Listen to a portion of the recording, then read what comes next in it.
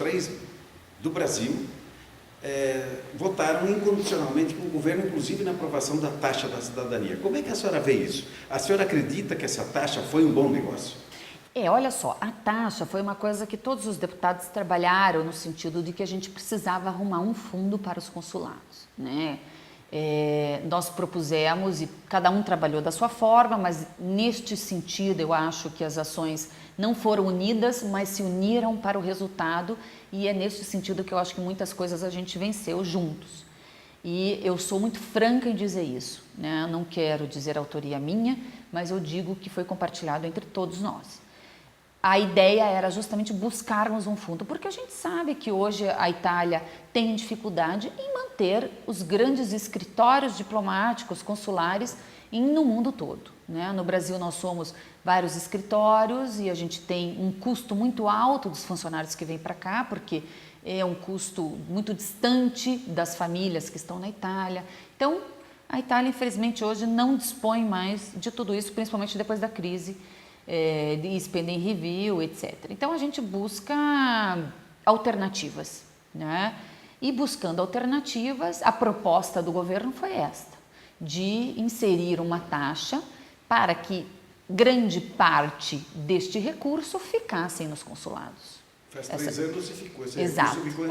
Concordo plenamente. A proposta era linda, mas desde que ela fosse colocada em prática. E ela não foi colocada em prática.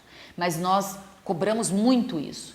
O que eu quero que vocês entendam é o seguinte: eu sempre apoiei o governo naquilo que interessava os italianos no exterior. Mas eu sou independente. Tudo aquilo que eu não concordei, que eu achei que não era critério nosso, que não favorecia os italianos no exterior, eu sempre fui contrária. E me manifesto, inclusive, contrária quando é necessário. Então, assim, nós entramos nessa luta juntos, achando que resolveria o grande problema hoje, que são as estruturas consulares. Mas, infelizmente, essa promessa não foi cumprida. Então, nós temos cobrado isso. Eu estive, inclusive, visitando o ministro Angelino Alfano nos últimos dias, para levar a ele várias solicitações. Porque é claro que nós, durante o mandato, cada deputado, cada parlamentar, a gente promove várias ações de solicitação, de perguntas, de interrogação. E essas perguntas são respondidas e são sempre esclarecidas no sentido de que eles estão fazendo. Agora, enquanto a gente não vê o resultado, a gente também não pode acalmar e aquietar. Agora nós estamos chegando no final de uma legislatura e várias promessas não foram cumpridas. E a gente não precisa esconder isso de ninguém. Eu não sou do governo, eu não sou do Partido Democrático para tentar maquiar qualquer coisa, pelo contrário. A gente tem que dizer aquilo que não foi cumprido. E essa é uma promessa que não foi cumprida. Esperamos ainda que seja, porque eles dizem que está para sair, está para sair. Tudo isso não é novidade para ninguém. O ministro mesmo ficou de nos dar um retorno para que esse fundo seja liberado. A gente entende, a gente que está lá em Roma, a gente entende as dificuldades, né? Por exemplo, que não depende só do Ministério das Relações Exteriores, mas depende do Ministério das Finanças, do Tesouro, né, que a gente chama. Então, a gente precisa também entender como é que funcionam as contas do Estado italiano, né? Mas a gente pode também dizer que precisa de uma pressão do governo para que isso aconteça, né? E se até agora não aconteceu, é porque faltou o empenho do governo para isso. Faltou empenho do governo para isso, como faltou empenho do governo para colocar os kits para a elaboração dos passaportes em algumas agências consulares no Brasil, para desafogar os consulados, que hoje o grande problema, o grande nó dos consulados é a questão do agendamento dos passaportes, esse prenota online que não funciona, e Curitiba é um dos piores do Brasil hoje para isso. A gente sabe. Tem gente na fila tentando há mais de ano e não consegue. É uma barbaridade. É o que eu digo. Enquanto uma pessoa está fazendo a fila da cidadania, ele está buscando o direito dele, mas ele está na fila. Agora, um que já é cidadão italiano, ele não consegue ter um único documento dele de direito no exterior, que é o passaporte, porque não existe uma fila. Porque não existe condição de acessar o sistema. É uma barbaridade. Eu recebo reclamações e reclamações diariamente. O problema, que nós já conversamos com Roma também, e isso é muito claro para todo mundo, é que o nosso sistema precisa ter mais segurança. O nosso sistema informático, que é o mecanismo do Ministério das Relações Exteriores em Roma, ele não é um mecanismo seguro.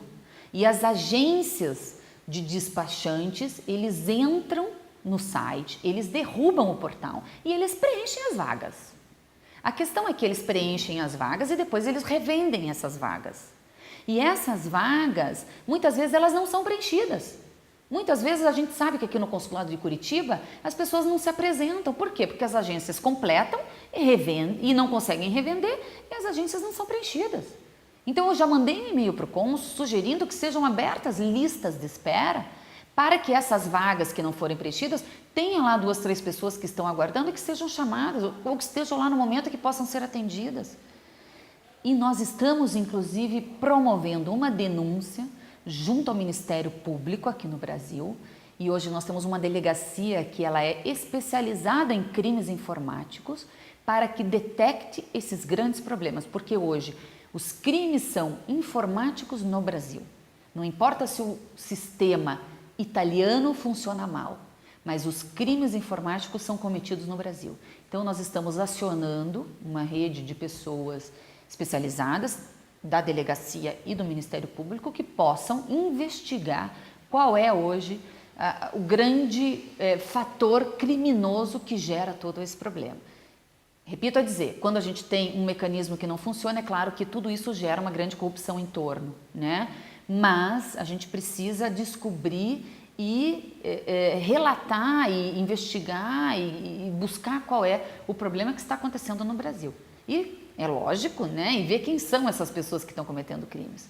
Porque esses crimes são claros para todos nós, né? São claros para todos nós, mas é claro que o cônsul não tem condição de investigar, eu não tenho condição de investigar, a gente tem que buscar auxílio às pessoas competentes para que investiguem isso e para que a gente possa ter um sistema saudável. Mesmo que não seja completamente seguro, ele tem que ser um sistema que funcione saudável, né? Porque as pessoas têm que ter o direito de entrar e de poder fazer o seu prenotamento online, mesmo que seja para daqui 6 meses, mas ele tem que ter condição de